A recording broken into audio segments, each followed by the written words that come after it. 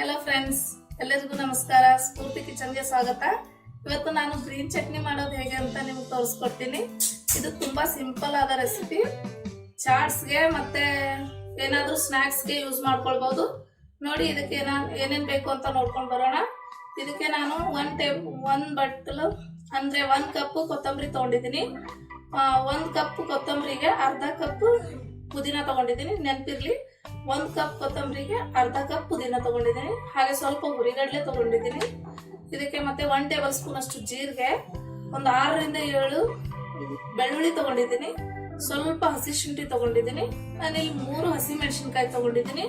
ನಿಮಗೆ ಖಾರ ಜಾಸ್ತಿ ಬೇಕಂದ್ರೆ ನೀವು ಜಾಸ್ತಿ ಕೂಡ ಹಾಕ್ಕೊಳ್ಬಹುದು.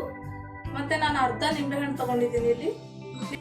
ನೋಡಿ, ಇವಾಗ ಒಂದು ಚಿಕ್ಕದೊಂದು ಮಿಕ್ಸಿ ಜಾರ್ ತೊಗೊಂಡಿದ್ದೀನಿ.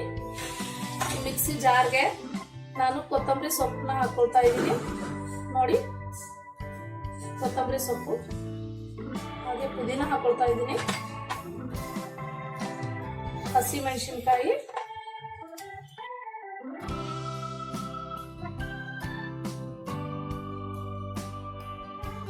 ಇದನ್ನ ಇವಾಗ ಮಿಕ್ಸಿಗೆ ಹಾಕೊಳ್ಳೋಣ.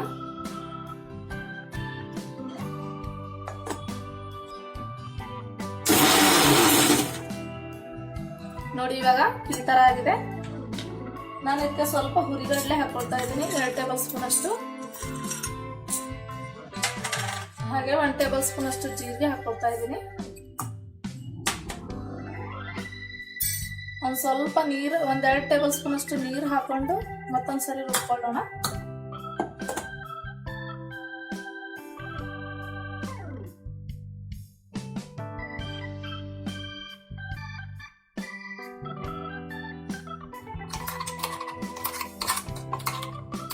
ಇವಾಗ ಒಂದು ಬೌಲ್ಗೆ ಎತ್ತಿಟ್ಕೊಳ್ಳೋಣ. ಇದು